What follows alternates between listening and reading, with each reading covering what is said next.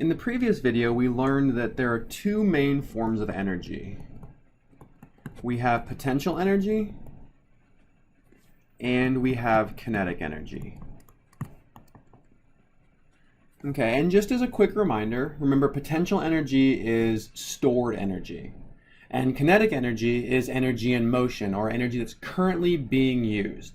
This video is going to quickly introduce you to the important concepts and equations that govern our use of potential and kinetic energy in this class. Okay, so let's go ahead and address potential energy first. All right, so in physics or in physical sciences, you might think about potential energy, right, in terms of gravity. So you have the floor, you have some height, h, and an object that's sitting some height above the floor has potential energy, which we can calculate. So EP, the little p means potential, is equal to the mass times gravity or acceleration times height, right? And that is absolutely a correct equation in physics. But in chemistry, we're dealing with forces that are much smaller. So we're dealing on a much smaller scale. And the most important idea that we think about on a regular basis is the interaction between charges. So we have a positive charge needing to interact with a negative charge, right? And hopefully the obvious example of this would be the positive charge being protons in the nucleus and the negative charge being electrons that interact with the nucleus. Right, so it's potential energy that keeps protons and electrons close to each other and interacting so atoms can form. Okay, and as it turns out, the law that governs this is known as Coulomb's law. Okay, so Coulomb's law is the equation, it's the idea that explains every single application of a positive charge interacting with a negative charge. Okay, and without going into too much detail, and I'm going to give an abbreviated form of Coulomb's law. So the potential energy of a positive charge interacting with a negative charge, this little symbol here means proportional to. So there's extra factors involved. But for us, the important part is it's Q1. So Q1 is the charge on one of the particles times Q2, which again is another charge, this time it's the charge on the second particle, divided by R, which is radius. So this is the distance between them. So if we're thinking about a positive charge and a negative charge interacting, right? So Q1 would be the charge on this positive particle, this charge on this proton. So it could be like +1 or +2 or +3. Q2 would be a negative sign. So it would be like -1 or -2 or -3. And R would be the distance between them. So from the center of one particle to the center of the other particle, that's the radius. It's the distance between them. So taking this idea together, right? So distances, when we're thinking about the distance between particles, it can only be a positive number. So radius for us is only going to be positive. In this example, we have a positive charge, so the potential energy here would be equal to a positive charge. Q2 is a negative charge, so times a negative charge divided by the radius, which we said is always going to be positive, so divided by a positive charge. So in the situation where we have oppositely charged particles, this energy is negative, right? We have a positive times a negative divided by a positive, giving us a negative sign.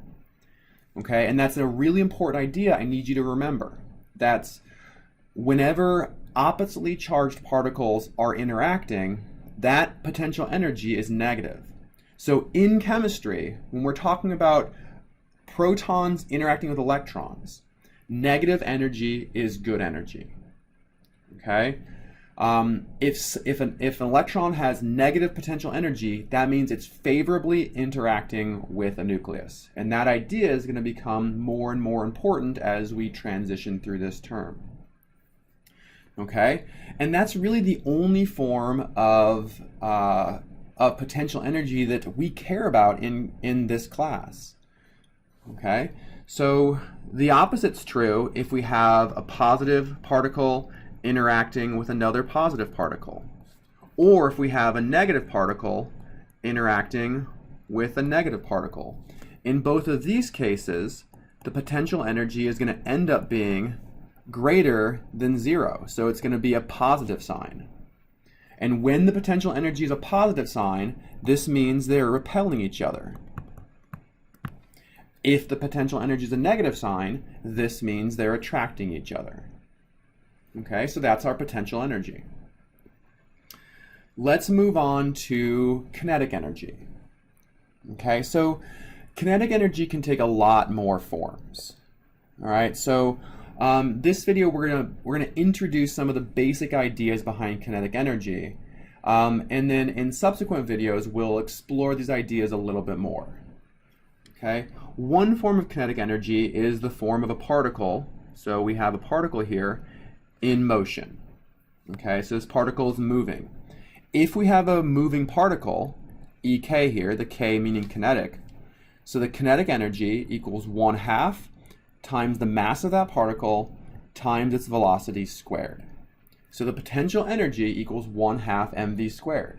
And we actually saw this equation before when we thought about figuring out the SI units for energy. Perhaps you'll remember the SI unit for energy was a kilogram meter squared per second squared. And we also give this the name joule, which has the symbol capital J. So in all cases, the SI unit of energy is the joule, which is a kilogram meter squared per second squared. Okay, so this is one important equation for kinetic energy, but it's not really the most important.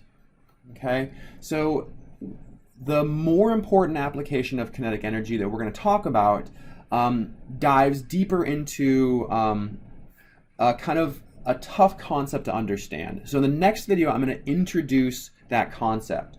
But here I'm going to go ahead and give you a couple equations to think about. So a really important idea is that when particles are in motion, they travel in the form of waves. Okay? And again, I'm going to get into the details of this in the next video. But waves have a wavelength, which we give the symbol lambda, and a frequency, which gets the symbol nu. So we can calculate the energy of a wave by taking h, which is a constant, Planck's constant, times the frequency.